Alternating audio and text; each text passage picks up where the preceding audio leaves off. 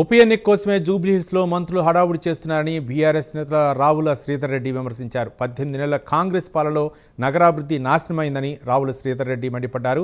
వ్యవసాయ మంత్రి, కార్మిక మంత్రి జూబ్లీహిల్స్ నియోజకవర్గంతో సంబంధం ఏంటని ప్రశ్నించారు.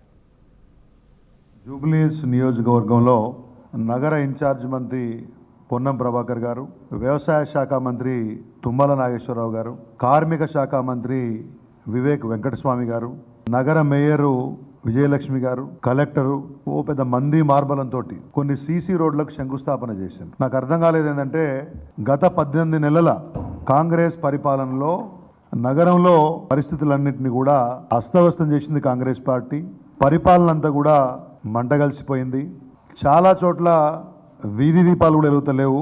అట్లాంటిది అలా సడన్గా జూబ్లీహిల్స్ నియోజకవర్గం సరిహద్దులు ఎక్కడ ఉన్నాయి, ఎన్ని డివిజన్లు ఉన్నాయి, ఎక్కడ బస్తీలు ఉన్నాయి, ఏ కాలనీలు ఉన్నాయి, జూబ్లీహిల్స్ నియోజకవర్గ ఆనుపానులు కూడా తెలవని కాంగ్రెస్ పార్టీ మంత్రులు ఇవాళ మా శాసనసభ్యుడు మరణం తర్వాత ఉప ఎన్నిక వస్తుందనే ఉద్దేశంతో ఇవాళ రోజు పర్యటనలు చేస్తూ ఉన్నారు. సరైన పర్యవేక్షణ లేదని చెప్తుంటే కార్మిక శాఖ, దాని సంబంధిత శాఖల యొక్క బాగోగులు చూడాల్సినటువంటి ఒక మంత్రి, నగర ఇన్ఛార్జ్ అయితే అన్ని నియోజకవర్గాలను చూడాల్సినటువంటి మంత్రి, సొంత డివిజన్లో సమస్యలు కూడా చూడని మేయరు, నగరంలో కుక్కల బెడద ఉంది, శానిటేషన్ సమస్య ఉంది, జిహెచ్ఎంసీ పాలన మొత్తం అస్తవ్యస్తంగా తయారైంది, రోజుకు అవినీతి అధికారి దొరుకుతున్నాడు.